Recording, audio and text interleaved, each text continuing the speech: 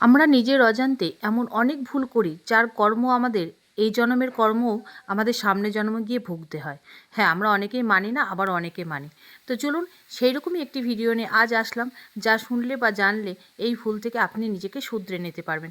ভিডিওটি দেখবার আগে অবশ্যই আমার এই চ্যানেলটিকে সাবস্ক্রাইব করুন, পাশে থাকা বন্ধুকে শেয়ার করুন, কমেন্ট করতে কেউ ভুলবেন না। আর মনে করে পাশে থাকা বেল আইকনের অল বাটনটি ক্লিক করে দেবেন, যাতে করে আমার দেওয়া প্রতিটা ভিডিও সবার আগে আপনার কাছে পৌঁছায় আর আপনি ভিডিওটা দেখে উপকৃত হতে পারেন। আমরা সব সময় বাড়ির কাজের লোক হোক বা কোনো গরিব দুস্থ মানুষকে নিজেদের ব্যবহার করা জামাকাপড় বা পুরনো ছেঁড়া ফাটা জামাকাপড়গুলো দান করি। আমরা মনে করি দান করলেই বোধহয় পুণ্য হয়। না বন্ধুরা, ভুল করেও এই কাজটি কখনোই করা যাবে না। নিজের ব্যবহার করা জামাকাপড় কখনো কাউকে দান করা যাবে না। যদি একান্তই দান করতে ইচ্ছা হয়, তাহলে বাজার থেকে কিনে কম দামের হলেও নতুন জামাকাপড় দান করুন। তাহলেই আপনি পুণ্য অর্জন করতে পারবেন।